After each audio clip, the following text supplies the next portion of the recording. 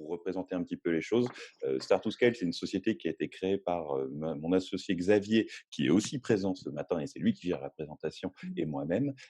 Yes. Nous sommes une société spécialisée justement dans l'accompagnement financier des entreprises en croissance et plus particulièrement de la construction d'une stratégie financière adaptée.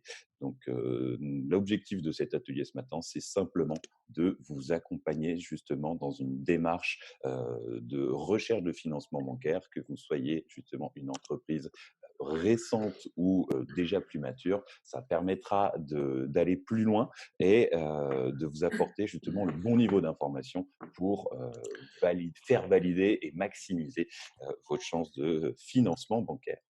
Xavier, si tu souhaites parler un Ouais, petit peu chiffres. pour compléter, en fait, on est tous les deux anciens banquiers. On a dans nos équipes d'autres anciens banquiers entreprises. Donc, on s'occupait de sociétés sur différents marchés. Donc, on va dire des sociétés entre 500 000 euros de chiffre d'affaires et 200 millions d'euros de chiffre d'affaires lors de notre vie passée de, de banquier. Tout ça pour dire qu'aujourd'hui, on est vraiment là, avec notre société, pour faire le pont entre des sociétés qui vont vite, qu'elles soient innovantes ou non, comme l'a dit Joshua, et les banques. On travaille avec toutes les banques françaises et on est donc en capacité d'aller placer chez elles des dossiers de financement et donc des demandes de financement pour des structures qui ne sont pas forcément bien lues, on va dire, et bien comprises par les banques aujourd'hui. Donc, qui ne rentrent pas forcément dans tous les carcans bancaires parce qu'elles vont vite, parce qu'elles sont innovantes, parce qu'elles se financent d'une manière un petit peu hybride et différente, notamment avec tout ce qui est levée de fonds. On y reviendra. Mais donc, voilà un petit peu notre vision. Pour faire un rapide point sur nous, et après on parlera plus, bien entendu, de la banque en général. Donc, nous, au fait, on s'est aperçu que finalement, un entrepreneur passe avec nous en moyenne 3 heures avant d'avoir un accord de financement pour finalement un délai d'obtention de ce financement d'environ 6 à 7 semaines. Donc ça, c'est pour avoir un accord de financement. Le coût du financement en France, que ce soit pour des startups ou non d'ailleurs, il reste assez faible. C'est-à-dire qu'on a un coût d'accès à l'argent qui est assez mesuré puisqu'on a un taux moyen à 1,60, 1,70% sur des prêts amortissables entre 4 et 5 ans.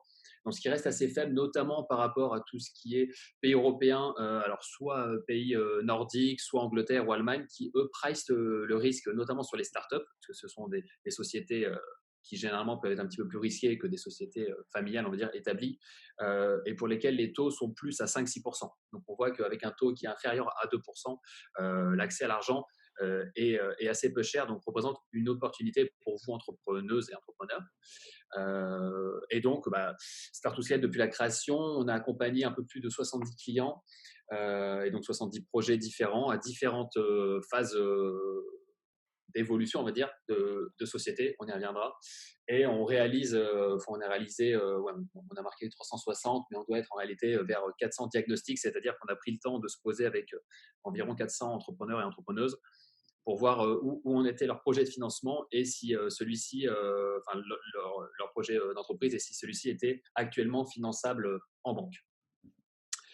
Voilà, donc assez parlé de nous. Bah, c'est vrai que d'habitude, quand on fait cet atelier, on aime bien avoir quelques Oui, retours de la part des gens avec qui on travaille et avec qui on va partager justement les informations ce matin, et plus particulièrement le type d'entreprise et la maturité de votre entreprise, parce que c'est vrai que ça nous permet un petit peu mieux de structurer notre propos et surtout de vous apporter de l'information qui soit réellement pertinente. Donc, si vous le souhaitez, n'hésitez pas à nous faire remonter quelques infos dans le chat, histoire que nous, on puisse justement adapter ce qu'on va vous dire. Dans tous les cas, comme vous voyez là, on va vraiment à s'appuyer sur 4 points importants dans notre présentation. Donc, ça va être vraiment déjà avant tout travailler sur cet aspect non dilutif bancaire, donc sur des montants, sur les réflexions sur comment on peut réussir à optimiser ces montants pour après justement échanger sur la négociation avec les banques, parce que ça reste aussi une grande partie justement de ce travail. Et enfin, on reviendra dans un second temps sur les garanties bancaires, sur les financements innovation, ainsi que sur les crédits court terme, qui sont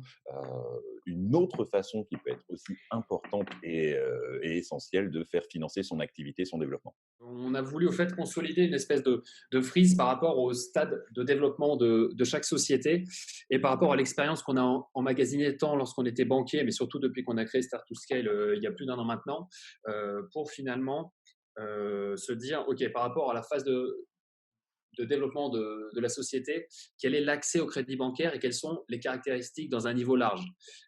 Donc, en phase de création, ce qu'on appelle la phase de création, c'est vraiment lorsque vous êtes en train de créer votre société ou vous venez juste de la créer, ou en tout cas lorsque vous n'avez pas encore sorti le premier bilan, donc la première liasse fiscale. Donc ça, c'est un point important, sachant par exemple si vous créez votre société aujourd'hui, vous pourrez ne clôturer la société, enfin clôturer pardon, le premier bilan de la société seulement le 31 décembre 2021, donc d'ici plus de 18 mois. Donc ça, c'est un point important puisque au niveau bancaire, et aujourd'hui on va vraiment se focaliser sur la banque, vous êtes encore considéré en phase de création quand vous n'avez pas de premier bilan. Donc la phase de création, c'est un point important parce que vous pouvez, on va dire, solliciter un financement entre 0 euros, on va dire en tout cas entre 10 000 euros et au maximum, ça dépend des projets, mais 70 000 à 100 000 euros, ça dépend des banques également. On s'aperçoit que souvent, pour des financements, en tout cas, ce qu'on appelle création et immatériel, c'est-à-dire lorsqu'on va financer de la trésorerie, on est sur des financements maximum 70 000, 100 000 euros. Qui permettent finalement d'aller tester le marché, faire son POC à ce niveau-là. Bon, c'est les hasards du direct, mais normalement sur la diapo, il devrait y avoir Oui, des trucs qui arrivent. Je sens que Xavier, tu essaies de faire les 2 choses en même temps. oui, c'est Ce pour que je ça, reprends, c'est pardon. Xavier qui gère ça, donc Ah bah bah, regardez, voilà, ok, voilà, parfait. d'accord. On a les Ok, informations qui arrivent, c'est voilà, forcément beaucoup plus clair comme pardon. ça. Clairement là, comme disait Xavier, la création, on va partir sur des montants de financement bancaire qui vont pas être forcément très élevés, mais qui vont permettre de financer des POC. Là, j'ai entendu ça tout à l'heure, c'est une belle réflexion. C'est que là, ce qu'il faut savoir aussi, et je pense que c'est quelque chose de vachement important pour des sociétés qui n'ont pas encore de premier bilan, vous rentrez dans une dynamique un peu différente en banque et vous rentrez surtout dans des délégations de crédit qui sont spécifiques, c'est les délégations de la création d'entreprise. Donc normalement, ça va vous permettre d'avoir en face de vous un chargé d'affaires qui va soit pouvoir signer un dossier, soit le faire signer à son chef. Donc ça vous met aussi dans une situation qui est intéressante, c'est que là, le fait de convaincre votre banquier va reposer avant tout sur vous et sur votre capacité à gérer votre négociation avec la banque. Donc je pense qu'il ne faut pas hésiter à aller chercher du financement bancaire dès le départ d'un projet, mais ça va nécessiter justement de répondre à certaines questions qu'on verra dans la seconde partie.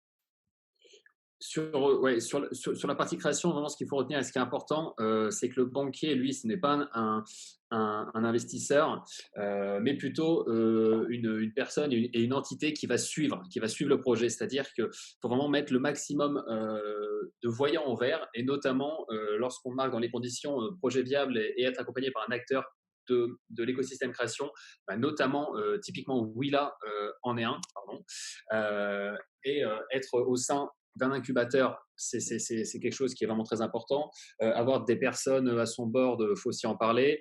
Un accélérateur, si vous avez été accompagné par Réseau Entreprendre ou Initiative, en tout cas, tout ce qui est prêt d'honneur et tout ce qui est écosystème autour de la création, ce sont autant de signaux positifs sur lesquels les banques vont s'appuyer.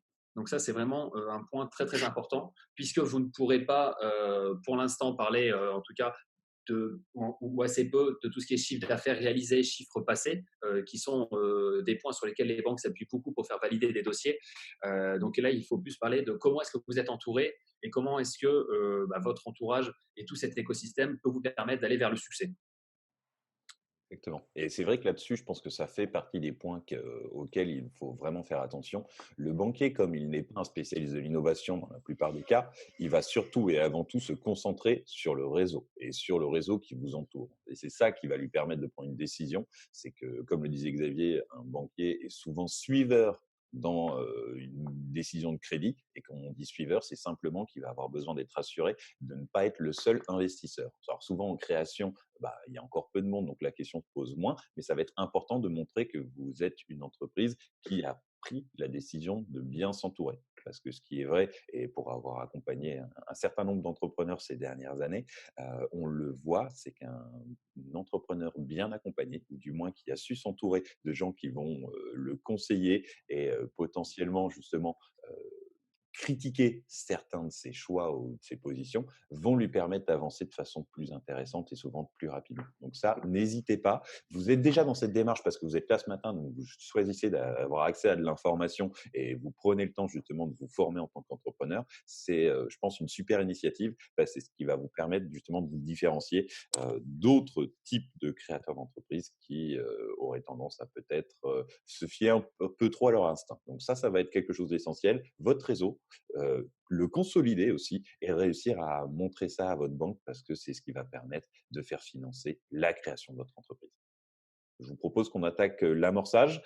Sur l'amorçage, au final, on est assez proche de la phase de création. Il y a une vraie différence, c'est que normalement, à l'amorçage, l'entreprise a déjà commencé à faire du chiffre d'affaires. Parce que ce qui va être vrai très rapidement, c'est que les banquiers vont vous demander quand même une preuve de développement de votre activité. Et la preuve principale de ce développement d'activité, ça va être vos flux, donc le chiffre d'affaires généré par l'entreprise. Ça peut aller au final sur quelques mois. Quelques mois peuvent les rassurer et montrer justement que vous avez déjà réussi à faire un POC qui soit cohérent et que vous avez commencé à capter un marché.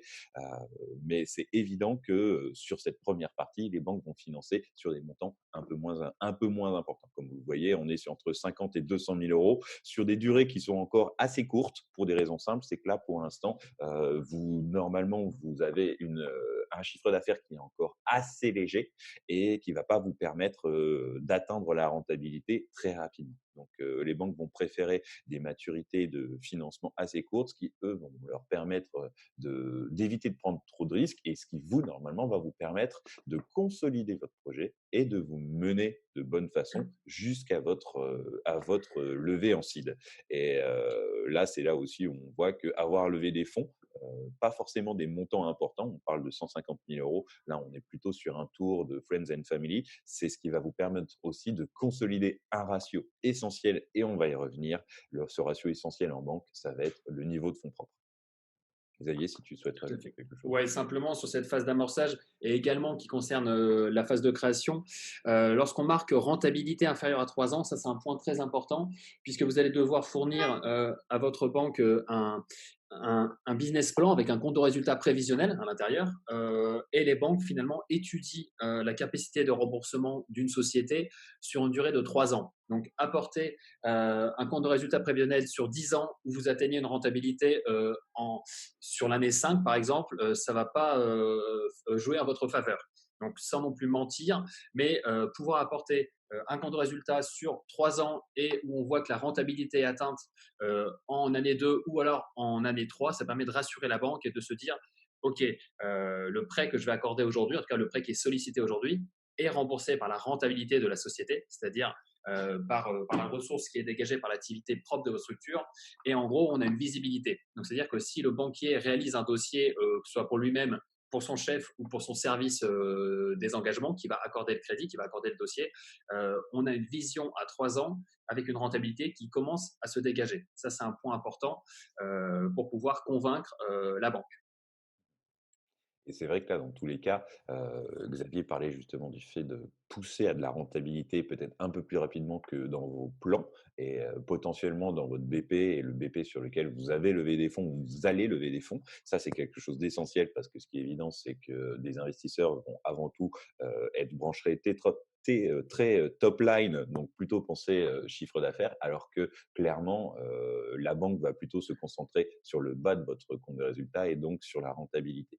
Néanmoins, et ça c'est quelque chose d'important et c'est un travail qui est fait en banque, ça va être le fait de travailler des scénarios dégradés. Des scénarios dégradés de votre développement d'activité qui parfois peuvent vous mener aussi plus rapidement à la rentabilité parce que vous allez limiter les investissements, vous allez limiter les embauches, ce qui va permettre de limiter les coûts tout en continuant à appuyer sur cette démarche d'accélération. Et c'est là où on arrive sur la troisième partie qui, selon moi, est la partie qui commence à devenir réellement intéressante pour du financement bancaire. Ça va être la société qui vient déjà de faire sa levée en seed, qui a une rentabilité qui s'approche dans un cas, enfin pas forcément dégradé, mais dans un cas prudent, à moins de 2 ans, ce qui va le permettre de montrer très vite à la banque qu'elle a une capacité de remboursement de son crédit grâce au chiffre d'affaires qu'elle dégage et pas simplement grâce à la trésorerie qu'elle a. Donc, on va rentrer dans une situation où pour la première fois, la banque va commencer à regarder votre dossier pas simplement parce que vous êtes une entreprise innovante, mais parce que là, vous êtes une entreprise et vous allez avoir cette capacité à rembourser cet emprunt grâce à votre chiffre d'affaires. Et donc, au final, d'une certaine façon, sortir de l'écosystème startup parce que là, ce qui va permettre de rembourser vos emprunts, ça ne va pas être des levées de fonds, mais ça va bien être le fruit de votre travail. Et ça, c'est quelque chose qui est vachement important et c'est là-dessus qu'il va falloir appuyer sur la partie accélération. C'est aussi pour ça que vous allez pouvoir demander des financements d'un montant plus important, environ entre 100 et 500 000 euros, pour des durées qui commencent à se allonger à nouveau. On retrouve des durées proches de la création, entre 36 et 60 mois, donc entre 3 et 5 ans. Donc là, on va rentrer justement dans une situation qui va être assez intéressante pour l'entreprise, c'est que les montants vont commencer à être plus importants, les montants de financement bancaire, ce qui va vous permettre de réellement accélérer. Et c'est pour ça qu'il faut au niveau des conditions et lors de la demande que vous allez faire, et bien évidemment, on y reviendra un tout petit peu plus tard, il va falloir pousser sur cette capacité à aller chercher de la rentabilité assez vite.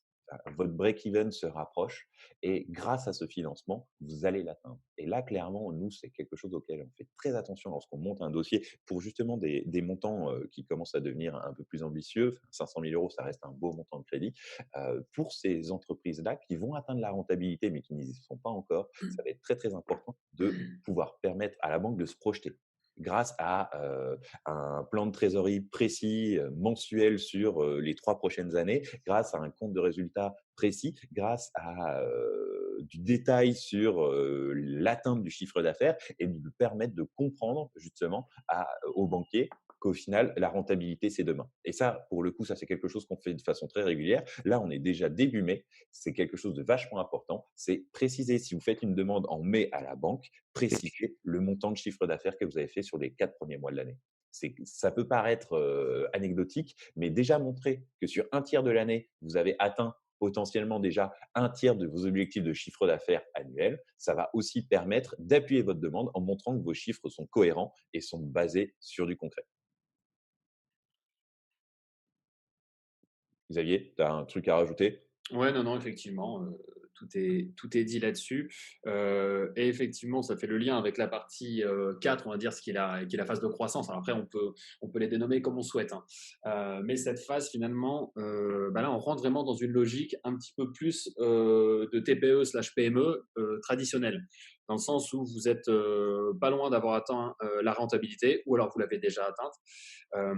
Et on arrive à des montants de financement qui commencent à être beaucoup plus importants, puisque la banque peut vraiment se projeter et se baser maintenant sur votre rentabilité pour pouvoir rembourser l'emprunt, et également s'appuyer sur des levées de fonds qui sont plus importantes. Effectivement, on a mis série A supérieure à 1 million d'euros. Ça peut varier. Nous, on a accompagné des entreprises qui ont fait des séries A autant à 700 000 euros qu'à 3 millions d'euros. Maintenant, on y reviendra ensuite, mais c'est vrai que ça permet d'aller consolider un ratio de fonds propres. Si vous avez fait des pertes dans les années précédentes, avant finalement cette phase de croissance, les pertes viennent dégrader votre ratio de fonds propres. Donc, lever des fonds permet de reconsolider les choses et encore une fois de rassurer le banquier sur le fait qu'il n'est pas le seul à injecter de l'argent dans votre société. Ça, c'est un point important. Le banquier se dit, OK, si demain, bah, exactement ce qui s'est passé aujourd'hui, il y a une contraction du marché pour X ou Y raison. Là, on l'a vu avec le Covid, beaucoup d'entreprises ont dû et doivent encore se serrer la ceinture et revoir toutes leurs métriques de croissance. Les sociétés qui vont survivre et qui arrivent à survivre aujourd'hui, c'est celles qui ont de la trésorerie et un matelas de trésorerie assez appréciable.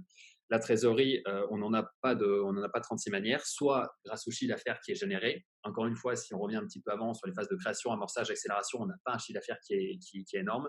Par contre, on peut avoir de la trésorerie grâce au levée de fonds. Donc effectivement, cette phase de croissance, si on veut vraiment aller chercher un montant proche du million en banque, on doit avoir levé des fonds et on doit avoir une levée de fonds sur laquelle va s'appuyer la banque pour aller prêter. Ça, c'est un point important.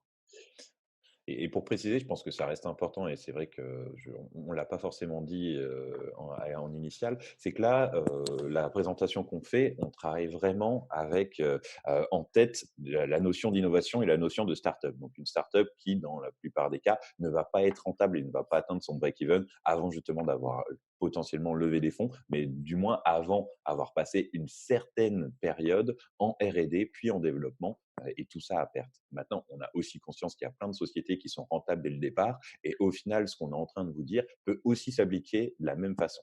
C'est que le chiffre d'affaires sera forcément plus une notion à étudier dans ces cas-là, mais pour toute société, ça sera important d'appuyer sur cette capacité de remboursement parce que les banques ne pensent que comme ça. Et ce qui est vrai aussi, c'est que là, on parlait trésorerie et c'est évident que pour tout type d'entreprise aujourd'hui, ça reste le nerf de la guerre. Maintenant, il y a plein d'outils. Le bancaire en fait partie, les levées de fonds en font partie, des subventions. Il y a quand même beaucoup de sujets et normalement, vous avez pas mal d'informations pour vous accompagner sur ces aspects.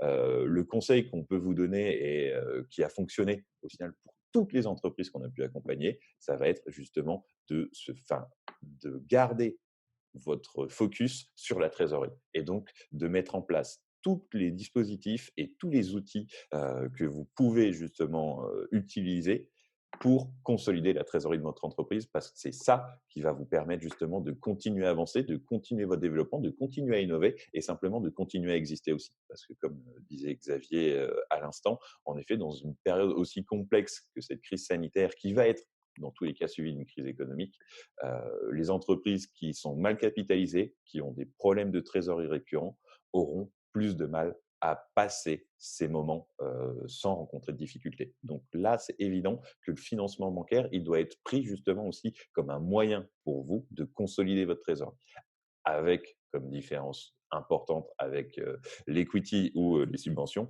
qu'il faut prendre dès le départ en compte le coût de ce crédit et des montants de remboursement que vous allez devoir justement dépenser chaque année et qui vont compter comme des charges. Donc ça va être vraiment quelque chose d'essentiel. Maintenant, dans tous les cas, on vous a déjà présenté toute une partie. Il y a la partie consolidation et là, de ce qu'on voyait, c'est que là, pour l'instant, les entreprises qui sont présentes ce matin n'y sont pas encore. Néanmoins, je pense que c'est important qu'on en parle. C'est que là, après, clairement, à partir du moment où vous rentrez dans une dynamique où votre société est rentable, que vous avez un EBE positif qui couvre normalement vos échéances de prêt actuelles, ça veut dire que vous avez une capacité à aller solliciter votre banque pour demander plus.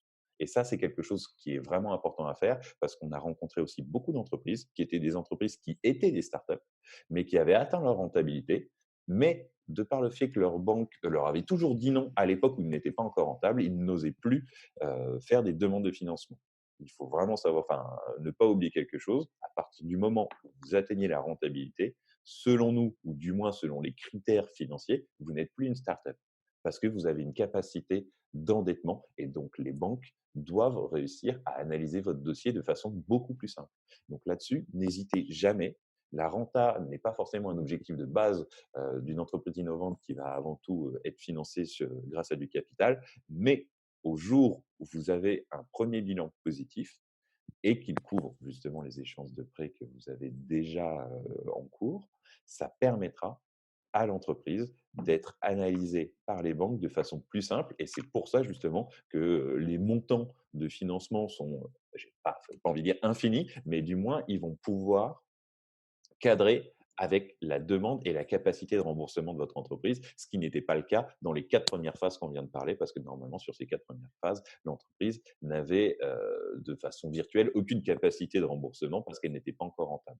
Donc là-dessus, n'hésitez pas aussi à vous focaliser sur cet aspect. Ça reste un bel objectif parce qu'à partir du moment où une société atteint la rentabilité, normalement, elle atteint un niveau de pérennité qui va lui permettre de se projeter et de continuer son développement. Xavier, tu voulais rajouter quelque chose? Non, très bien.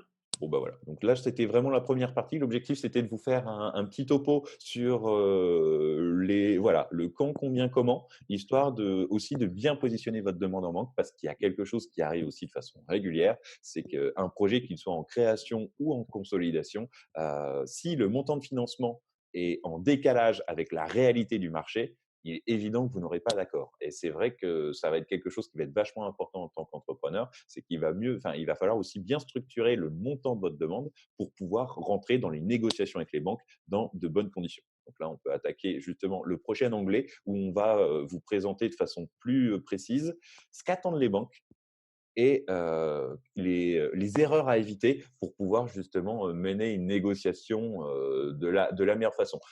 N'hésitez pas à intervenir parce que je sais qu'on a tous des histoires avec nos banques, on a tous eu des histoires avec nos banquiers. Nous sommes 2 anciens banquiers, donc on est vraiment là pour pouvoir répondre à vos questions et potentiellement essayer, de déminer une situation et de vous apporter des réponses concrètes à des problèmes que vous pouvez avoir dans vos négociations avec les banques. Xavier, est-ce que tu veux attaquer?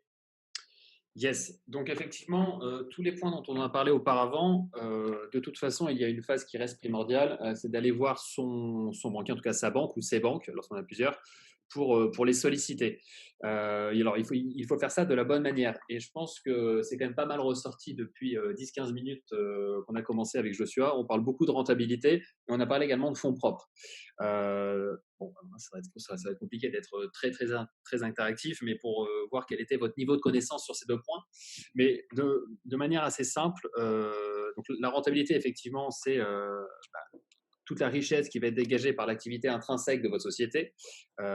Effectivement, on était en tout cas jusqu'à très récemment, on va dire juste avant la crise, souvent sur un écosystème, en tout cas français, avec des startups qui avaient pour objectif d'avoir une croissance extrêmement forte, donc un niveau de chiffre d'affaires très fort, avec un cash burn important, c'est-à-dire des investissements, que ce soit au niveau ressources humaines, au niveau marketing, communication important pour atteindre tous ces objectifs de croissance qui soient élevés, souvent au détriment de la rentabilité, puisque toutes ces charges, forcément, si on investit, on a une société qui devient moins rentable. C'est quelque chose qui va peut-être évoluer, même au niveau investisseur, puisque les investisseurs, et notamment français, voulaient beaucoup entendre parler de croissance. Avec ce qui se passe aujourd'hui, on est en train de revenir sur cette notion de rentabilité qui permet de toute façon d'avoir une entreprise pérenne in fine, puisqu'on peut faire de la croissance, si on perd de l'argent pendant 10 ans, à la fin, finalement, l'entreprise, elle ne vaut plus rien, ou en tout cas assez peu, si jamais notamment il y a une crise de liquidité comme c'est le cas aujourd'hui avec de la trésorerie qui se tend. Donc, au niveau des banques, elles sont vraiment, elles ont des cases à cocher. La rentabilité en fait partie. Donc, on y revient, que ce soit en phase de création et développement, où on va plus faire un focus là-dessus. En phase de création, encore une fois, avoir une rentabilité à 3 ans. Et en phase de développement, je dirais aussi, alors peut-être un peu plus proche, si vous avez une rentabilité à 2 ans, quitte parce qu'on le disait, il ne faut pas mentir, mais quitte à préciser que par exemple, sur votre produit phare, sur votre produit, en tout cas sur le premier produit que vous allez développer, si c'est un produit, hein, bien entendu, vous avez une rentabilité qui va être atteinte.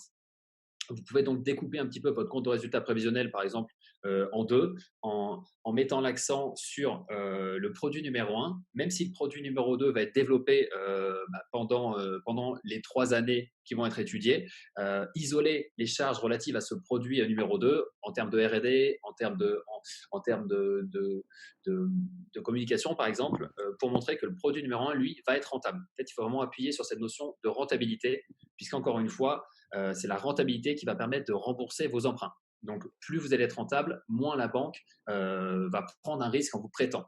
Et la banque, elle n'a qu'une chose à faire, c'est analyser le risque à vous prêter de l'argent. Et pour compléter, et je pense que c'est vraiment un point qui est essentiel, parler justement de ces business units. Parce que ce qui est vrai, et on le voit de façon régulière, dans la structure normale d'une société innovante, la boîte va lever de l'argent, va développer un produit, ce produit va commencer à bien se vendre, elle va quasiment atteindre la rentabilité et c'est à ce moment-là où elle va relever de l'argent, beaucoup plus d'argent, soit pour accélérer, soit pour ouvrir de nouveaux pays. Et c'est vrai qu'il y a un côté un peu frustrant. Ça veut dire que tout l'argent qui a été investi dans votre MVP ou du moins dans votre cœur business, qui va mener à la rentabilité sur un premier sujet, souvent on ne la voit pas parce que justement vous commencez à investir dans d'autres aspects qui vont vous permettre de continuer à vous développer. Et ça, c'est quelque chose d'essentiel. Mais justement, travailler votre compte de résultat par business unit en expliquant justement que sur votre produit phare, vous avez atteint votre rentabilité en France et que là, vous investissez sur l'ouverture de 5 nouveaux marchés en Europe. Donc forcément, ça va venir... vous allez avoir des pertes et ça va venir dégrader votre rentabilité, mais ça va aussi permettre de rassurer la banque. Pourquoi? Parce que là, on rentre dans cette dynamique et dans cette réflexion de cas dégradé. Vous allez pouvoir dire au banquier, ne vous inquiétez pas, si l'ouverture des 5 pays ne marche pas bien, je vais pouvoir arrêter les frais et ma structure en France ou mon marché français est déjà rentable. Donc là, clairement, assez rapidement, vous allez devoir justement rentrer dans cette logique de lui faire comprendre que la rentabilité va arriver. Alors, c'est vrai qu'on en parle beaucoup et je pense que ça peut être quelque chose d'inquiétant pour toute jeune entreprise de se dire, mais oui, enfin, je me doute bien que votre objectif, c'est d'atteindre la rentabilité, mais vous ne savez pas forcément encore comment. Là, clairement, ça va pas être forcément d'apporter des informations trop précises par rapport à la rentabilité, mais simplement d'expliquer comment vous voyez votre développement et comment, dans une situation potentiellement dégradée ou du moins dans un cas un peu différent, vous allez pouvoir réussir à consolider cette rentabilité, voire la rapprocher. Et ça va être quelque chose d'essentiel parce que ça va permettre aux banquiers de comprendre que vous avez une marge de manœuvre. Et quand je dis ça, ben, il faut penser par exemple aux charges. Et il y a pas mal de charges qui sont des charges qu'on peut considérer variables ou qui peuvent être des variables d'ajustement. Et ça va être aussi à vous de réussir à montrer tout ça et à gérer et à anticiper votre niveau de charge. Parce qu'on parle beaucoup de chiffre d'affaires, mais souvent, et c'est malheureusement le cas, le problème d'une entreprise, c'est pas forcément son développement de chiffre d'affaires, ça va être son niveau de charge. Donc, ça va être aussi à vous, en tant qu'entrepreneur, de bien anticiper vos embauches, de bien anticiper votre R&D et tous vos investissements, parce que c'est ça qui va vous permettre de jouer avec ce curseur de rentabilité et de le rapprocher pour rassurer les banques. Parce que pour compléter, même si le niveau de chiffre d'affaires réalisé est important, forcément, un banquier préférera toujours que vous réalisiez 500 000 euros de chiffre d'affaires plutôt qu'un million. 500 000 euros en ayant 100 000 euros de rentabilité dégagée plutôt qu'un million d'euros de chiffre d'affaires. On peut se dire, bah, génial, je fais le double avec 100 000 euros de perte. Ça, c'est un point vraiment important. Alors, il ne faut pas construire tout son business par rapport aux banques, mais en tout cas, l'histoire à raconter peut être différente et il faut donc essayer de donner le maximum de détails, encore une fois, sur l'atteinte de cette rentabilité par rapport aux banques. Et Joshua a parlé de l'ouverture sur des nouveaux pays. Moi, j'ai parlé de nouveaux produits. Ça peut également être sur un business, par exemple, qui va consister en l'ouverture de plusieurs points de vente, que ce Mhm. soit sur n'importe quel type de secteur D'activité. voilà, d'activité. Euh, voilà, il faut avoir en tête qu'on peut montrer que tel point de vente est rentable au bout de X mois, quel que soit le niveau d'investissement initial. Et également, penser à tout ce qui est pro forma. Enfin, ce qu'on appelle pro forma, finalement, c'est une vision sur 12 mois avec une ouverture qui est lissée. Parce que forcément, si vous allez ouvrir 5 points de vente pendant une année, votre rentabilité va être dégradée, puisque vous aurez des investissements forts Mhm. et un retour sur investissement qui sera étalé sur plusieurs années derrière. Voilà. Donc voilà, c'est vraiment une logique, on va dire, à prendre et à pouvoir expliquer à son banquier. Et c'est pour ça justement que dans cette rubrique Que leur dire, il y a 2 aspects qui vont être importants et ça va être les 2 outils de votre négociation. Ça va être un business plan simple qui fait apparaître les clés de calcul de chiffre d'affaires. À quoi on pense quand on dit ça? C'est simplement que, dans pas mal de business plans, au final, quand on va regarder, la cellule chiffre d'affaires annuel, ça va être assez dur de comprendre exactement comment vous allez faire ce chiffre d'affaires. Et donc là, en faisant apparaître ces formules, en réexpliquant et en montrant justement un peu l'envers du décor, ça va permettre aussi aux banques de se rassurer. Parce que ce qui est vrai aussi, c'est qu'il y a parfois des montants, quand on les lit, qui sont difficiles à anticiper. Pour vous donner un exemple, ça nous arrivait de façon régulière de voir des BP où la première année, ils faisaient 200 000 euros de chiffre d'affaires, la deuxième 1 million et la scène d'après 5 millions. Et après, ce qui nous paraissait potentiellement un peu rapide. Mais c'est vrai qu'une fois qu'on rentre dans ces chiffres et qu'on se rend compte au final qu'ils sont sur un modèle d'abonnement, ce qui leur permet d'avoir une clientèle quasi captive et qu'au final, ils n'ont pas besoin de tant de clients que ça pour atteindre le million d'euros. Là, dans ce cas-là, c'était un millier de clients pour un marché qui en faisait plusieurs millions. On se rend compte que même si les perspectives de croissance sont énormes, par rapport à la taille du marché, ça reste quelque chose de plutôt prudent. Et ça va être vraiment important. N'oubliez pas que les banques ont un rapport à l'investissement qui va être très prudent. Donc, il va falloir aussi leur montrer que dans vos chiffres, même s'ils peuvent paraître très ambitieux, ils restent prudents par rapport au marché. Vous vous adressez vraiment à des gens qui ne sont pas là et qui ne deviendront pas millionnaires ou milliardaires en investissant dans votre structure. Par contre, eux, ce qui va les intéresser, c'est de pouvoir accompagner une structure sur le long terme. Et donc là, en se montrant justement et en appuyant sur ces aspects, vous allez pouvoir permettre de rassurer la banque et de favoriser votre investissement. Et donc là, pour compléter, on va aller très vite sur le plan de trésorerie. C'est pour ça qu'on appuie aussi sur le plan de trésorerie détaillé sur 36 mois. 36 mois, ben voilà, sur 3 ans, parce que l'analyse financière bancaire, elle se porte de façon habituelle sur 3 ans. Et ces 36 mois vont permettre d'appuyer sur un aspect qui va être essentiel et qui revient à ce qu'on disait sur la rentabilité de façon plus large. Ce plan de trésorerie va permettre de montrer que vous avez une capacité de remboursement, même si vous n'avez pas encore de rentabilité. Comment? Grâce à vos niveaux de trésorerie. En effet, avec les levées de fonds que vous allez faire ou simplement grâce à la façon dont votre business model fonctionne, vous allez avoir un niveau de trésorerie qui va évoluer et la seul aspect qui va être essentiel pour vous dans cette présentation, c'est de montrer un plan de trésorerie avec un solde de trésorerie positif sur toute la durée. Pourquoi? Parce que si votre solde de trésorerie devient négatif et que vous n'avez pas prévu de dispositif particulier, on y reviendra dans la quatrième partie de notre présentation, si vous n'avez pas prévu quoi que ce soit et que votre solde de trésorerie passe sous zéro, ça veut dire que vous n'aurez pas la capacité de rembourser votre emprunt. Et ça, une banque n'en veut pas. Et c'est évident qu'il ne faut pas aller en banque avec un plan de trésorerie négatif. Après, ce qui est vrai, vous allez dire, mais potentiellement, moi, je n'ai pas encore prévu et je ne sais pas comment ma trésorerie va se passer dans 36 mois. Il va falloir que je lève des fonds entre-temps, mais ça, c'est des fonds que je n'ai pas encore, initiés. Ce n'est pas grave. Voyez pour des levées de fonds qui ne soient de montant, on va dire, intermédiaire. N'allez pas chercher tout de suite une série A ou une série B à 10 millions d'euros parce que ça sera très difficile à expliquer aux banques. Partez sur des montants raisonnables, mais montrez que grâce à ces montants raisonnables, même s'ils ne sont pas encore totalement prévus, intégrez-les à votre plan de trésorerie parce que si vous allez en banque avec un plan de trésorerie avec des soldes négatifs sur plusieurs mois, il y a de grandes chances que vous ne soyez pas financé. Et, ouais, et donc pour compléter là-dessus, pour revenir sur un autre point qui est important et qui fait partie plus de la structure financière de votre société, qui sont les fonds propres. Donc les fonds propres, c'est assez simple en termes de comptabilité, c'est toutes les ressources qui appartiennent aux actionnaires. Donc que ce soit vous-même en tant qu'entrepreneur et puis entrepreneuse, le capital donc, que vous avez apporté à la création, le capital que vous pouvez apporter, en tout cas le quasi-capital que vous pouvez apporter en cours de route via les comptes courants d'associés, donc en remettant de l'argent ou en laissant de l'argent dans la structure, ou le capital qui va être apporté au travers des différentes levées de fonds. Ça, c'est un point important tout simplement puisqu'on rejoint une notion européenne, même je dirais, très importante, qui est celle de la solidité financière et de la viabilité de votre société. En effet, votre société, si elle manque de fonds propres, et on va y revenir sur un ratio à respecter, mais en tout cas, si elle manque de fonds propres, elle va être considérée en difficulté financière. Et donc là, aucune banque ne pourra vous financer puisqu'elle ne pourra pas aller chercher tout type de garantie. On y reviendra ensuite, mais en tout cas, elle ne pourra pas aller chercher des garanties externes qui vont lui permettre de prêter. Et en fait, comment fonctionne une banque? Lorsqu'elle prête de l'argent, plus le prêt est risqué, plus elle doit mettre de côté de l'argent pour pouvoir compenser en cas de défaut.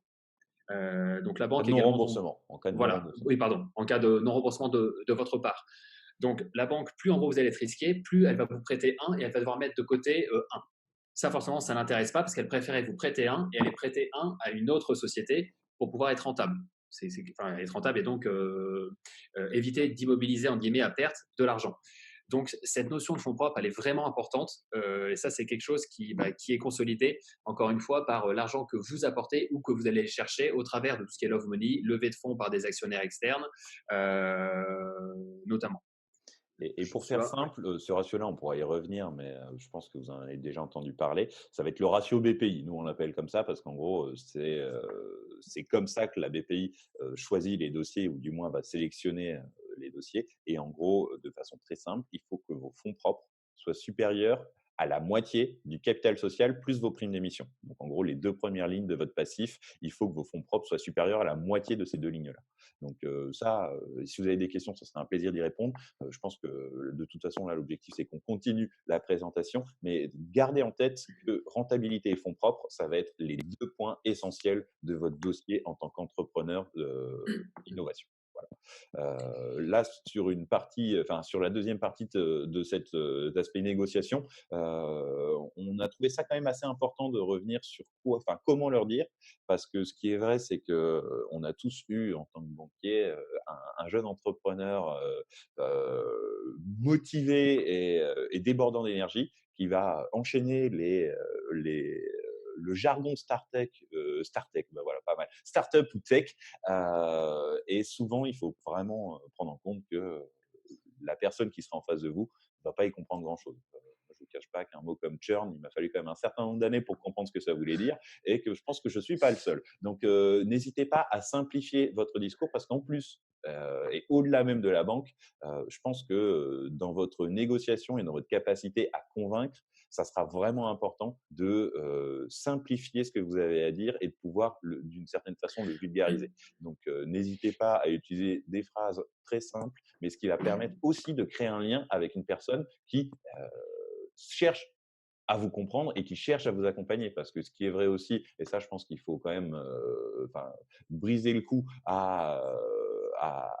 comment on pourrait dire ça, Un à mythe. cette façon de penser, à ce mythe, c'est que le banquier, malgré tout, dans la plupart des cas, ça reste une personne curieuse et intéressée qui a envie de vous aider. Donc là, ce qu'il faut, c'est lui donner justement les clés pour réussir à vous aider de la bonne façon. Et ces clés-là, c'est en grande partie qu'il comprenne simplement ce que vous faites pour qu'il puisse le défendre lui-même auprès de ses supérieurs qui y comprennent encore moins. Et en plus, qui vous ont jamais vu. Donc, n'hésitez pas à faire des choses simples, à simplifier la façon de travail, de présenter votre travail. Et c'est aussi pour ça justement qu'on appuyait sur cet aspect chiffre, et qui était aussi d'une certaine façon une façon d'éviter le jargon, parce que vous allez présenter de la façon la plus simple possible ce que vous faites et comment vous allez y arriver. Encore une fois, juste pour compléter, on est vraiment sur donner du sens à ce que vous faites. Effectivement, tous les termes d'anglicisme et qu'on a dans le jargon startup parfois parce qu'on veut simplifier la vie, alors qu'on a des termes en français équivalents dans notre belle langue française, mais aussi, bon, malheureusement, parfois non. Il faut réussir à redonner du sens. Il faut donner du sens aux chiffres, mais aussi à ce que vous faites. Comment est-ce que vous le faites?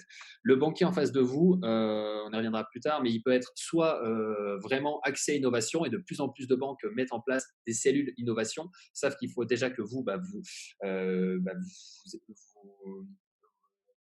il faut que vous étiez, enfin, il faut que vous soyez allé frapper à la bonne porte, ce qui n'est pas forcément le cas. Et sinon, donc, vous pouvez être en face d'une personne, d'un d'un vrai banquier qui aura envie de vous aider, mais voilà, qui ne connaîtra pas forcément tout ce fonctionnement un peu plus start-up, avec le terme levée de fonds, effectivement, churn, une société qui ne va pas être rentable tout de suite. Donc là, il faut vraiment lui expliquer les choses. Et lorsqu'on note connaître ces chiffres, ça, c'est un point très important, puisque si votre banquier, si le banquier, pardon, en face de vous commence à se plonger justement dans votre plan de trésorerie, dans votre compte de résultat prévisionnel, et qu'il vous demande, OK, donc là, vous avez prévu de faire 1 million d'euros de chiffre d'affaires, comment est-ce que vous allez réaliser cela, et que, ah, bon, attendez, je ne vois pas trop comment, etc. Ça, il faut être vraiment au point là-dessus. Vous n'êtes pas obligé de tout connaître par cœur. Par contre, pouvoir les expliquer, ça, c'est un point important. Parce qu'encore une fois, comme le disait Joshua, lui, en fait, c'est sur cette capacité que vous allez avoir à lui expliquer, que lui-même va pouvoir l'expliquer soit dans son dossier directement pour lui ou pour son chef, ou pour son service engagement, le service de la banque qui va prendre une décision. C'est ça. Donc, plus en gros vous serez clair, plus lui-même le sera derrière. Et au final, avoir la bonne posture, c'est simplement ça. C'est de savoir à qui on s'adresse. Et là, la personne qui est en face de vous est normalement quelqu'un qui ne pourra pas signer votre dossier, qui va essayer de vous aider. Et donc là, l'objectif pour vous, c'est de lui donner assez d'outils et assez d'informations pour le rassurer et pour lui permettre de rassurer sa direction qui va signer ce dossier. Et donc, c'est pour ça que connaître ces chiffres, ça reste quelque chose d'essentiel, parce que vous allez demander à une banque de donner un accord de crédit par rapport à des chiffres que vous allez leur fournir. Et si vous-même, vous n'êtes pas à l'aise avec ces chiffres, on ne vous financera pas. C'est aussi clair que ça.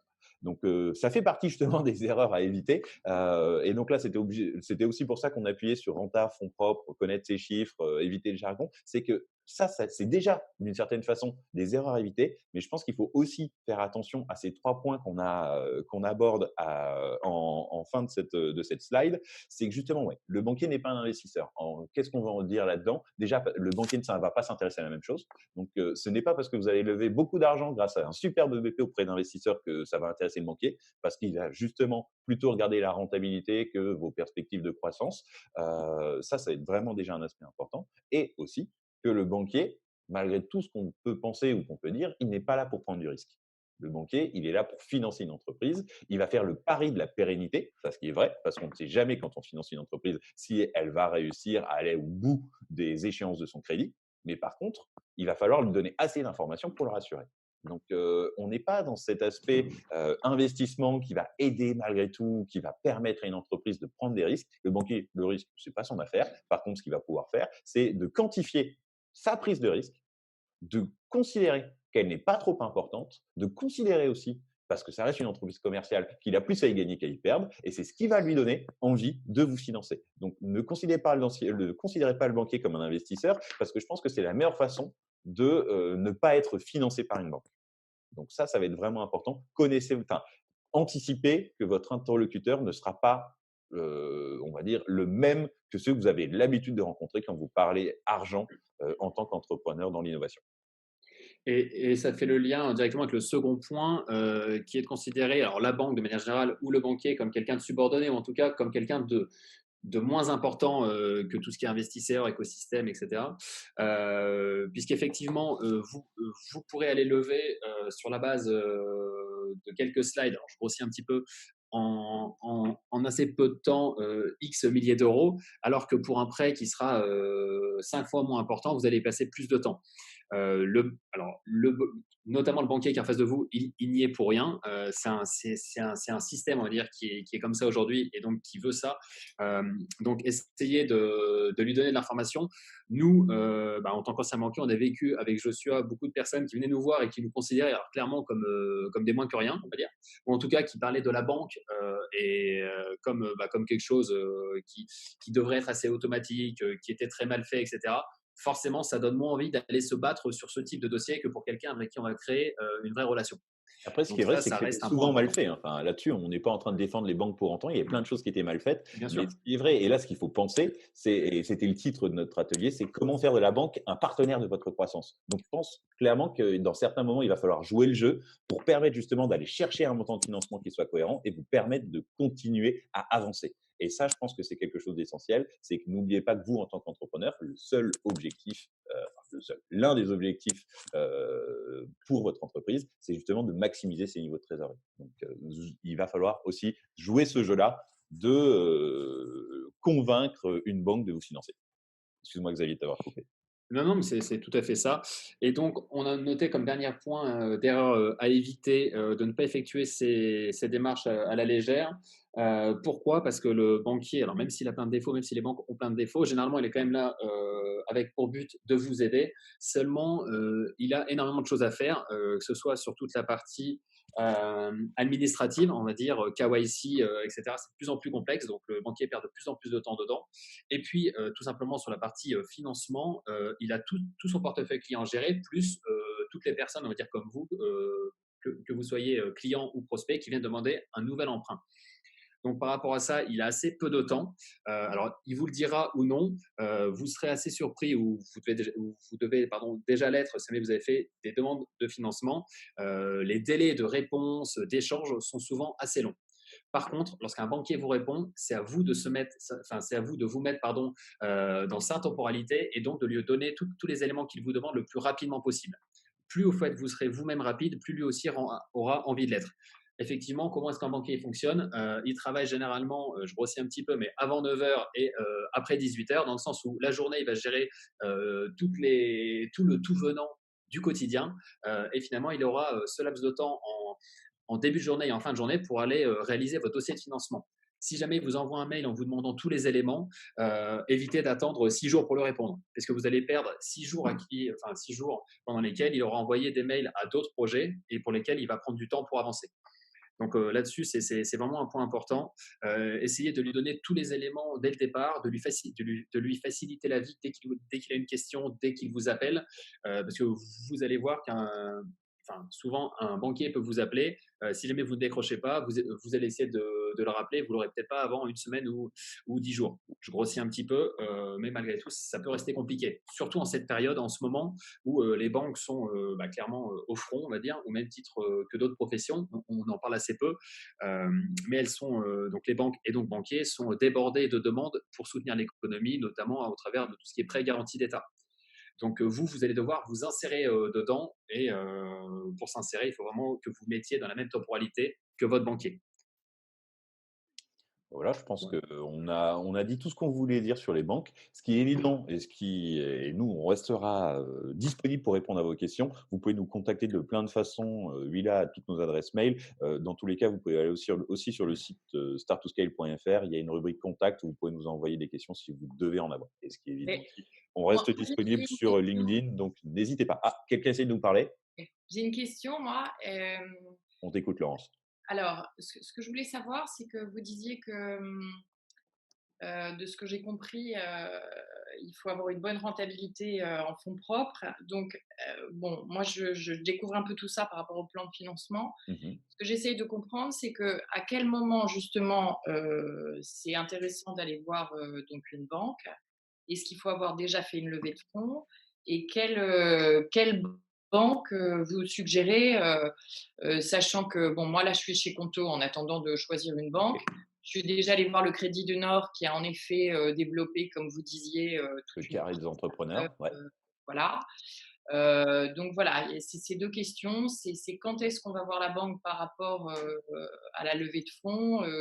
Comment se fait la répartition et quelle banque vous préconisez? Xavier, tu veux répondre ou je m'en occupe? Ouais, alors sur le quand, ça revient un petit peu à la frise du départ. Finalement, on peut y aller à tout moment. La seule chose, encore une fois, c'est de ne pas être déconnant dans sa demande. Si on va en phase de création, que en gros tu apportes un capital de 1000 euros et que tu demandes 300 000 euros à la banque, d'avance, ce sera non. Parce qu'encore une fois, la banque, c'est pas un investisseur. Donc, il faut y aller à n'importe quel moment, j'ai envie de dire, mais que ce moment soit opportun et que la demande réponde à un vrai besoin qui ne soit pas complètement énormissime. Ensuite, en termes de banque à conseiller, là aussi, ça va dépendre, on va dire, de la phase d'avancée par rapport à ton projet, puisque certaines banques sont plus au point sur la création, d'autres plus sur la phase de développement, d'autres lorsque les startups passent sur des niveaux un petit peu supérieurs et qu'elles sont gérées dans des centres d'affaires, donc non plus en agence de proximité. Pour donner des noms de banques précis, Joshua, je ne sais pas si comment est-ce que Ouais, si, tu si. veux. Beh, là, Laurence, tu as l'air d'être encore Parce que en phase assez early. Donc, sur une société qui est proche de la création, qui est en train d'avancer, il faut réfléchir, je pense, de façon stratégique par rapport aux délégations. Et ce qui est vrai, c'est qu'il y a des banques aujourd'hui qui ont des délégations de crédit assez importantes sur de la création d'entreprise. Et je pense que ces deux banques-là, deux banques en particulier auxquelles tu devrais t'adresser, c'est la BNP et Banque Populaire. Ça va être, enfin, le réseau Banque Populaire, en général, a mis en place pas mal de dispositifs spécifiques à l'innovation, donc des financements qui peuvent être en plus contre-garantis par l'Europe. Ça, on y reviendra dans la troisième partie de notre présentation. Et la BNP, parce que la BNP, malgré tout, elle a une force de frappe sur de la créa et sur de l'inno que la plupart des autres réseaux bancaires n'ont pas. Et je voulais rajouter quelque chose par rapport à ta première question qui était le quand, et pour répondre de façon un petit peu différente. Le meilleur moment pour aller voir une banque, c'est quand on n'a pas besoin. Et là, je vais m'expliquer, mais ce qui est vrai aussi et ce qui est important, c'est que le banquier, il va te financer seulement si tu as une visibilité de trésorerie sur les prochains mois. Tu ne pourras pas aller voir le banquier et considérer que c'est une ressource de dernier recours parce que la banque n'aime pas se sentir dans une situation où elle va être un peu forcée de te financer pour éviter que tu te retrouves sans trésorerie. Alors, vous pourrez vous dire, mais au final, se faire financer par les banques, ça sert à rien. Je dirais pas ça. Le financement bancaire ne veut pas être la seule façon pour un entrepreneur, surtout dans l'innovation, de financer son développement. Néanmoins, ça peut être une façon très intéressante de consolider ses niveaux de trésorerie. Il faut vraiment voir le bancaire comme un moyen parmi d'autres. Ça sera forcément une solution de panachage. Il y a au final que très peu d'entreprises innovantes qui ont réussi à financer tout leur développement en bancaire. Il y en a, mais on est sur des business models très spécifiques. Donc là, l'objectif, clairement, ça va être de vous apporter justement des informations qui soient précises et qui vont vous permettre de bien positionner votre dossier et de bien positionner votre demande. Mais là, Laurent, si tu poses la question, je te dirais plutôt d'aller voir les banques populaires et la BNP. Et si tu en as besoin, on pourra en discuter après cet échange. Je vous propose qu'on passe au troisième. Enfin, je ne sais pas, tu voulais rajouter quelque chose, Xavier? Oui, non, non, mais simplement, Laurence, ouais, pour toi, en termes de momentum, sachant que tu es en création, c'est comme on disait au tout départ, appuyer vraiment sur l'écosystème, essayer d'aller chercher tout ce qui est prêt d'honneur autour, bourse French Tech ou autre. En tout cas, faire en sorte que la banque ne soit pas seule à mettre de l'argent dans la société. Voilà, c'est un point important. Et donc la troisième partie, les garanties bancaires, on va pouvoir aller assez vite, mais je pense que c'est quand même important d'en parler. Ce qui est évident, c'est qu'un banquier ne vous prêtera jamais d'argent sans contre-garantie, pour plein de raisons, mais avant tout parce que ça serait une prise de risque qui serait trop importante pour les banques. Et comme ils n'aiment pas le risque, ça ne va pas être leur objectif. Donc là, clairement, on les a divisés en trois parties. Il y a d'autres types de garanties, mais je pense que dans la plupart des financements auxquels vous allez pouvoir être confrontés, ça devrait être ce type de garantie qui va être positionné dans un premier temps, et ce qui est vrai, et on en parle de façon régulière, et c'est aussi comme ça qu'on a créé Start to Scale, c'était avec cette volonté de pouvoir accompagner le financement et dans les cas opportuns, ne pas avoir de garantie personnelle. Parce que on pense, et ça c'est notre point de vue personnel, on considère justement que dans plein de cas, et quand un entrepreneur a déjà levé des fonds, qu'il a fait rentrer des investisseurs à son capital, la garantie perso est moins cohérente ou du moins logique. Néanmoins, dans pas mal de cas, et on pense plutôt à la création d'entreprise, à partir du moment où vous n'avez pas encore levé d'argent, que vous avez mis peu d'argent dans cette société, si la banque décide de vous prêter et qu'elle positionne une garantie perso, ça peut être cohérent. Maintenant, il y a avant tout quelque chose d'important à savoir, c'est que dans un dossier création, la banque va pouvoir aller solliciter une contre-garantie de la banque publique d'investissement, la BPI, et si cette garantie est positionnée, elle ne pourra pas demander plus de 50% du montant du financement en garantie personnelle. Ça, déjà, c'est quelque chose d'important parce que là, clairement, vous avez un dispositif qui est applicable pour toutes les entreprises et qui va vous permettre déjà d'éviter de vous positionner à 100% en risque sur cette demande de financement. Et c'est déjà quelque chose de vraiment important, sachant en plus que normalement sur un financement création, les banques peuvent monter jusqu'à 70% en garantie BPI, ce qui va vous permettre normalement de pouvoir limiter votre caution personnelle à un tiers de cette demande de financement. Donc ça, n'hésitez pas aussi à revoir potentiellement votre position là-dessus. En effet, c'est toujours compliqué de se dire, bah, si mon entreprise se plante, je vais devoir rembourser ça à titre perso. Mais ce qui est aussi intéressant, c'est de se dire justement exactement l'inverse, c'est que là, grâce à ces mécanismes de la BPI, vous réduisez votre enveloppe de caution personnelle tout en maximisant votre enveloppe de financement. Et ça, c'est quelque chose d'important parce qu'il va falloir aussi, pour vous en tant qu'entrepreneur, faire ces calculs de coûts d'opportunité. Et là, grâce à ce type de contre-garantie, on considère justement que l'opportunité de se faire financer en banque est bien plus importante. Pour recouper là-dessus, donc BPI, c'est la Banque publique d'investissement. Le FEI, c'est le Fonds européen d'investissement. Quelque chose qu'on y reviendra ensuite. Donc ça, en tout cas, BPI, FEI, ce sont deux dispositifs auxquels les banques alors, ont le droit. BPI, toutes les banques françaises que vous connaissez ont signé une convention avec la BPI. Le FEI, pas tout encore. Le groupe BPCE, notamment, a signé une convention. En tout cas, pour Qu'est-ce que vous, le FPI, Xavier? Ça va être important, on n'en a pas encore parlé. ouais, non, mais c'est le fonds européen d'investissement. En fait, c'est un fonds qui est abondé par tous les États européens et qui a pour but d'aider les TPE, PME au développement. Donc, elle les aide comment? En allant contre-garantir des prêts. Donc voilà. Et par rapport Et à la BPI, le FEI est un produit beaucoup plus simple. C'est un produit de contre-garantie qui va venir contre-garantir 50% de votre demande de financement dans tous les cas, à partir du moment où vous êtes accepté dans ce programme-là. Et il y a une vraie différence qui va être essentielle par rapport à la BPI, c'est que le FEI est une garantie à première demande. Qu'est-ce que ça veut dire? Ça veut dire que si un jour la banque doit actionner cette contre-garantie, le FEI va payer en premier lieu. Et s'il y avait FEI et d'autres types de garanties, ça serait le FEI qui paierait en premier. Ce qui n'est pas le cas avec la BPI, et ça par contre ça reste important, et là pour le coup les banques n'ont jamais été très claires là-dessus, la BPI, la contre-garantie BPI est une garantie en dernière demande. Qu'est-ce que ça veut dire? Ça veut dire que si vous avez d'autres garanties avant, enfin, qui sont mixées avec la BPI, la banque va être obligée de venir les solliciter avant d'aller demander à la BPI d'être remboursé. Donc, ça met aussi quand même un décalage qui est assez fort et c'est pour ça qu'on ne peut que vous conseiller de vous rapprocher du groupe BPCE, donc Banque Populaire Caisse d'Épargne, qui ont tous les deux accès à la garantie FEI. Mais sachez que toutes les autres banques sont en train de travailler là-dessus. Donc, d'ici fin de cette année ou début d'année prochaine, normalement, tous les réseaux bancaires auront accès à cette nouvelle façon de contre-garantir un financement.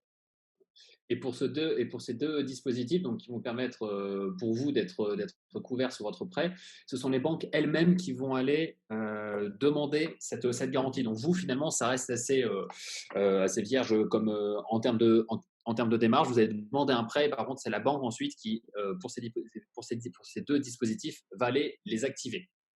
Donc ça, ce n'est pas à vous d'aller faire une démarche en plus. Ça, c'est un point important. Mhm. Il y a un autre type de garantie qui peut être sollicité, ou en tout cas pour vous, qui peut être apporté pour éviter justement, ou en tout cas réduire toutes les garanties personnelles, donc des cautions personnelles sur le prêt.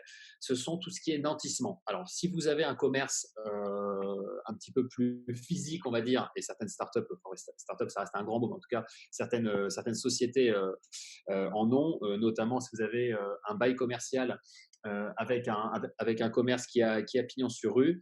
Il y a une garantie qui s'appelle le nantissement du fonds de commerce. Donc assez simplement, demain, je vais prendre un exemple assez bateau sur un commerce de bouche, une boucherie par exemple.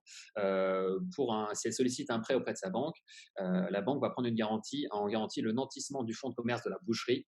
C'est-à-dire que, in fine, si la boucherie fait défaut et est en liquidation judiciaire, toute la liquidation judiciaire, donc à la fois les machines, le bail commercial, si jamais ils peuvent, si tous ces actifs peuvent être vendus, reviendront à la banque.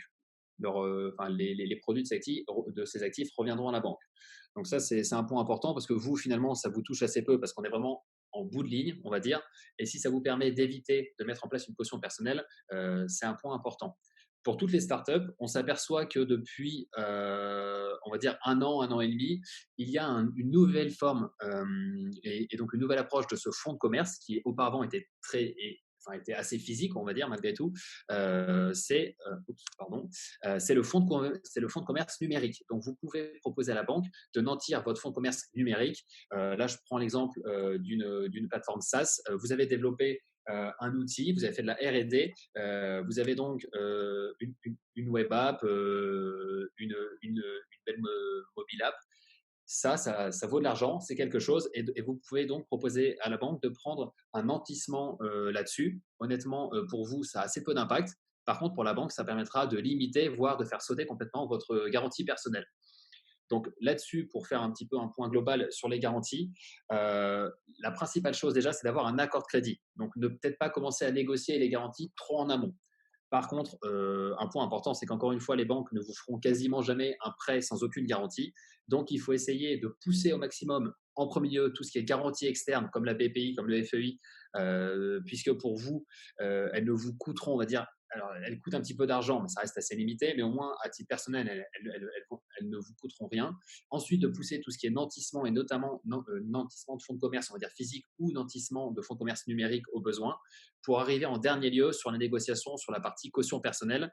Forcément, aujourd'hui, si vous avez créé une entreprise, c'est donc une personne morale, c'est pour dissocier cela de vous-même, personne physique. Donc, apporter une caution, c'est toujours un petit peu compliqué. Les banques, à la création, demandent malgré tout souvent une caution et elles vont vous dire je ne suis pas un investisseur. Si jamais tu crois dans ton projet, pourquoi est-ce que tu ne veux pas être caution? Donc là, ça va être un échange de joutes verbales, on va dire, sur laquelle vous allez devoir jouer. À la fois, pourquoi pas faire réduire donc le montant de garantie personnelle demandée. Par exemple, si une banque vous demande 50% de montant de caution personnelle, vous pouvez essayer de le faire réduire à 40% ou 30% du montant du prêt. Vous pouvez aussi jouer sur la durée, c'est-à-dire sur un prêt, par exemple, qui va durer sur 5 ans, mettre en place une caution personnelle qui ne va tenir que les 2 premières années. Ça peut être en tout cas des échanges à enclencher avec votre banque pour, in fine, réussir à limiter tant en montant qu'en durée cette caution personnelle. Et clairement, pour rebondir là-dessus, soyez force de proposition. Prenez des initiatives là-dessus parce que le banquier a souvent un carcan au niveau de ses garanties. Il a l'habitude de faire toujours la même chose. Proposez-lui de nouvelles choses. Et c'est là où vous allez rentrer dans votre négociation avec la banque au niveau des garanties. En effet, enfin, le plus important, ça va être le montant du financement et la durée, mais les garanties vont aussi rentrer dans la façon dont vous allez approcher votre financement. Déjà pour le coût, mais au-delà aussi par rapport à vous en tant qu'entrepreneur et par rapport à votre caution perso. Donc, n'hésitez pas à voir ça aussi comme une négociation, comme un jeu, parce que vous allez pouvoir permettre au banquier de prendre du recul par rapport à son propre dossier et potentiellement de réfléchir sa prise de garantie de façon complètement différente. Donc, apporter ces informations, expliquer, et c'est ce qui va permettre justement d'avancer et de consolider votre position en tant qu'entrepreneur et en tant que futur entrepreneur qui aura un crédit pour son entreprise. Donc là, on va passer sur la dernière partie de notre présentation et parler d'un sujet qui, au final, assez peu, dont on parle assez peu actuellement, c'est que les banques, OK, financent en moyen terme, donc des crédits de 24 à, au final, à 35 ans, de 24 mois à une trentaine d'années. Maintenant, c'est vrai que pour l'entreprise, on va être souvent entre 24 mois, donc 2 ans et 7 ans. Mais ce qui est vrai et ce qui est souvent important, c'est justement de réfléchir à des financements court terme. Xavier, on n'est plus au bon Oui, endroit. pardon. Donc, les financements court terme, ils peuvent être vachement importants pour des sociétés qui vont avoir un besoin en fonds de roulement plus important que d'autres, qui vont se retrouver avec des délais de paiement clients plus importants, qui vont justement aussi se retrouver potentiellement avec une saisonnalité. Donc, on a pas mal de sujets sur lesquels on pourra consolider de l'information si vous en avez besoin. Mais là, l'objectif, clairement, c'était simplement de vous dire, regardez, ça existe. Et là, l'un des premiers sujets, c'est le bridge de trésorerie. Je pense que ça vous intéressera tous parce que vous avez tous dû entendre parler dans l'écosystème innovation de quelqu'un qui avait réussi à faire un bridge de trésorerie en bancaire qui allait lui permettre de lever les fonds dans de bonnes conditions. Objectivement, c'est quelque chose qui arrive peu, mais qui peut réussir à se présenter si vous le négociez de la bonne façon. Et quelles sont les conditions? Au final, ça va être assez simple. Le bridge de trésorerie, il va arriver assez tard dans votre négociation avec les fonds. Qu'est-ce que j'entends par là? Ça veut dire qu'une banque ne prêtera pas de l'argent à une société avant sa levée si elle n'a pas un niveau d'information lui permettant d'être sûr que cette entreprise va lever. Et ce que je veux dire par là, c'est qu'une banque ne mettrait pas en place un financement bancaire à une entreprise qui va avoir des besoins de liquidité très rapidement, mais qui n'apporte aucune preuve de sa future levée de fonds. Donc, le bridge de trésorerie, vous pouvez l'utiliser et ça peut être quelque chose à demander à votre banque. Par contre, ce qu'il va vous falloir, c'est à minima des LOI. Il va falloir montrer des lettres d'intérêt d'investisseurs et de montrer que vous avez assez d'investisseurs pour prétendre à un montant de financement qui va permettre à votre entreprise de continuer son développement. Parce que ce qui est vrai aussi, c'est que si vous aviez prévu de lever 1 million d'euros, mais que pour l'instant, vous pouvez fournir à la banque seulement pour 100 000 euros de promesses d'investissement, clairement, ça ne va pas l'intéresser. Il va falloir être ambitieux, il va falloir aller chercher beaucoup de ces lettres-là pour permettre de rassurer la banque en lui disant, regarde, j'ai déjà 600 000 euros d'intention d'investissement. Dans mon plan de trésorerie, je parlais d'une levée d'1 million, mais regarde, on revient au plan dégradé. Regarde avec ce plan dégradé, si je ne lève que 500 000 euros, ma société reste rentable, ou du moins atteint la rentabilité, et mon solde de trésorerie mensuel reste positif. Et ça va être vachement important. Le bridge de trésorerie, vous pouvez l'utiliser, mais seulement en apportant un niveau d'information et de preuve de votre future levée assez important. Mais dans tous les cas, ça peut valoir le coup parce que justement, on sait très bien que dans la négo avec les fonds ou avec des business angels, les dernières semaines sont souvent importantes et fatidiques parce que ils le savent aussi, vous êtes souvent dans une situation où vous allez être short cash. Donc là, avoir un financement qui va vous permettre de négocier ces dernières conditions, ces dernières semaines qui sont complexes, ça va vous mettre aussi dans une situation où vous allez reprendre l'avantage par rapport au fonds. Et c'est ce qui va vous permettre d'atteindre de jolies valorisations, d'atteindre des montants de levée qui vont être intéressants. Donc, n'hésitez pas à y réfléchir, mais comme je vous disais, seulement une fois que vous avez déjà entamé de façon assez profonde vos recherches de financement. Et pour faire un petit point sur les deux autres produits court terme, on va dire qui existent, la mobilisation de créances, c'est tout simplement pour certaines activités, lorsque vos clients sont du B2B, donc sont des entreprises, vous pouvez, afin de réduire tous les délais de paiement de ces clients, par exemple, s'ils sont négociés à 60 jours et qu'en réalité vous payez à 90, qui reste malgré tout le cas notamment dans certains secteurs d'activité plus que d'autres, je pense à la grande distribution par exemple, vous pouvez donc mettre en place tout ce qu'on appelle du facteur, donc c'est des produits d'affacturage. Votre banque, donc vous allez lui céder les factures de vos clients, elle va vous verser l'argent jour J, c'est-à-dire jour 1, et elle-même ira faire la collecte de cette créance à 60 jours auprès de vos clients. Ça, c'est un point important, c'est pour éviter effectivement tous ces décalages de trésorerie. Encore faut-il, bien sûr, être dans un business B2B, première chose, et de deux, que vos clients, que votre poste client soit mobilisable. C'est-à-dire que la cotation de vos clients ne soit pas trop mauvaise. Si jamais vous ne travaillez, par exemple, qu'avec des entreprises du BTP, ça peut être compliqué. Si vous ne travaillez qu'avec des startups qui ne sont pas encore cotées, ça reste compliqué également. Par contre, si vous travaillez avec des entreprises qui ont des noms assez importants sur la place, notamment sur la grande distribution, je sais pas, Galeries Lafayette, Monoprix, Carrefour, ça reste un point qui peut être jouable. Et encore une fois, il vaut mieux procéder sur de la mobilisation de créances, donc sur de la facturage, plutôt que sur un prêt moyen terme si vraiment votre problème de trésorerie est que un souci entre le paiement fournisseur et l'encaissement des créances clients. Autre point un peu plus simple, c'est le découvert classique. Comme à titre personnel, vous pouvez avoir accordé par votre banque un découvert sur votre compte.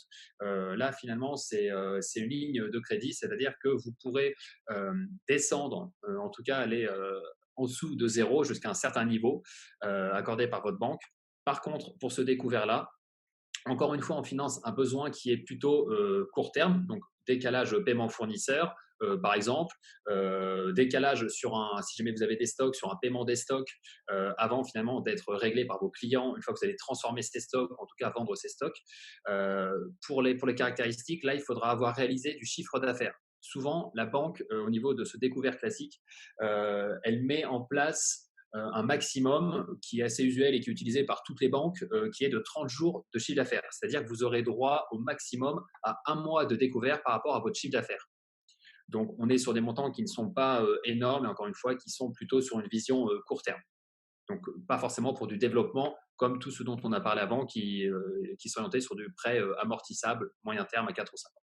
Par contre, ce qui est vrai aussi, c'est qu'il faut vraiment réfléchir à la banque et votre demande de financement, de la façon la plus large possible. Et ce qui est aussi important, c'est de se dire que si vous avez besoin d'un découvert en même temps que vous avez besoin d'un financement bancaire plus classique, n'hésitez pas à demander, à faire une enveloppe globale en demandant ces 2 aspects différents. Parce que pour un banquier, souvent, bah, ça va être plus simple de faire valider un dossier avec ces 2 lignes-là plutôt que faire 2 dossiers successifs. Donc, n'hésitez pas à réfléchir même avec lui, sachant en plus que potentiellement, ça peut aussi être un moyen de négociation, un moyen d'échange en disant, bah, regarde, là, moi, je suis pas d'accord avec cet aspect du caution perso. Ouais, mais je te prête 100 000 euros. 100 000 euros, c'est un peu trop. Eh bah, écoute, tu redescends à 70, tu enlèves la caution perso, tu mets 30 000 euros en découvert qui peuvent, ou alors en billets de trésorerie. Ça peut être plein de sujets différents, mais n'hésitez pas à être ambitieux et imaginatif dans votre demande de financement parce que c'est grâce à ça que vous allez justement rentrer dans une négociation qui sera une négociation intéressante pour vous et pour votre entreprise.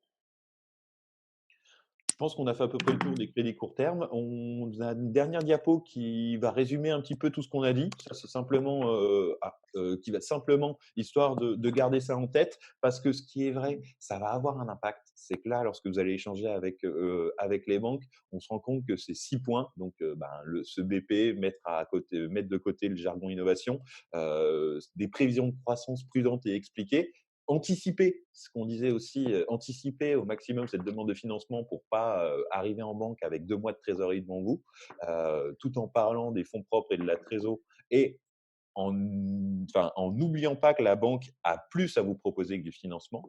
En appuyant justement sur ces 6 points, normalement, ça va vous permettre de maximiser votre recherche et votre acceptation de financement en banque. Donc, n'oubliez pas clairement que la banque peut être un partenaire de votre croissance, mais pour ça, simplement, je pense qu'il faut jouer un peu le jeu avec eux. Et c'est ce qui va vous permettre justement d'avancer dans de bonnes conditions. Parce que ce qui est vrai, ça, on n'en a pas parlé. On a parlé du financement. On a peu parlé justement des moments qui allaient être plus compliqués pour les entreprises. Lorsqu'un banquier vous fait confiance, vous connaît, il aura beaucoup plus de raisons de vous accompagner en cas de difficulté. Donc, créer du lien avec sa banque, ça reste quelque chose d'important. Parce que là, d'ailleurs, durant cette période compliquée et la mise en place de PGE, on a vu quand même pas mal de banquiers nous dire, ben ouais, on a eu des clients qui nous ont jamais appelés, avec qui on n'a jamais eu de lien depuis des années, qui ont débarqué pour nous faire une demande de PGE. Et forcément, ils avaient moins envie de mettre ce dossier en priorité et de le traiter parce qu'il n'y avait pas de relation avec votre banque. Et c'est quand même quelque chose d'important. La banque reste un partenaire essentiel au même titre que l'expert comptable et que votre avocat. Et il faut réussir à créer du lien. C'est pas toujours simple, c'est pas toujours des gens qui sont présents et c'est des fois assez compliqué de les contacter. Mais je pense que pour vous, en tant qu'entrepreneur, ça aura un aspect qui sera déterminant dans votre capacité à financer votre croissance et à avancer dans de bonnes conditions. Et tout à l'heure, enfin, pour recouper simplement et finir là-dessus, Laurence, notamment, tu parlais de Conto. Lorsque la banque, enfin une banque va réaliser un prêt. Encore une fois, les taux, comme on le disait, sont très bas, donc elle gagne assez peu d'argent là-dessus. Ce qu'elle voudra, c'est nouer une vraie relation et avoir donc les flux. Donc en fait, que tout le chiffre d'affaires et toutes les charges ensuite qui seront payées passent par le compte qui sera ouvert dans la banque. Ça, c'est un point important. Il faut normalement jouer le jeu, puisque si aujourd'hui une banque vous fait confiance, accorde un prêt et que dans un an, vous avez à nouveau besoin d'un prêt, mais que vous êtes resté soit en fait dans une autre banque qui est votre banque historique, ou alors chez Conto, par exemple, la banque, là, c'est sûr qu'elle vous dira non.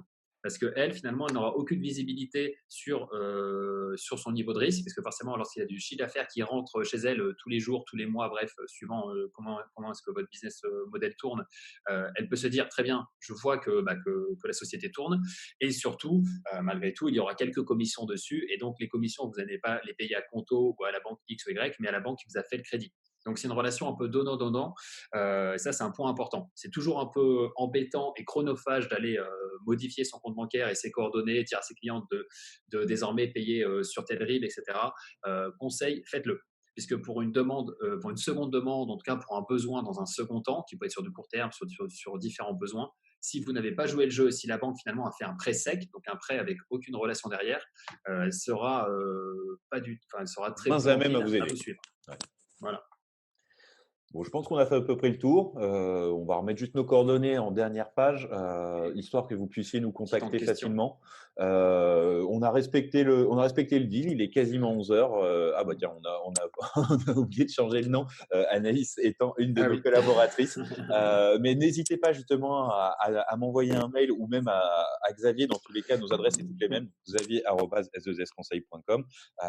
On sera présent justement pour répondre à toutes vos questions si vous souhaitez continuer de façon plus personnelle. Donc, n'hésitez pas. Il ne nous reste plus qu'à vous souhaiter une bonne journée et à bientôt.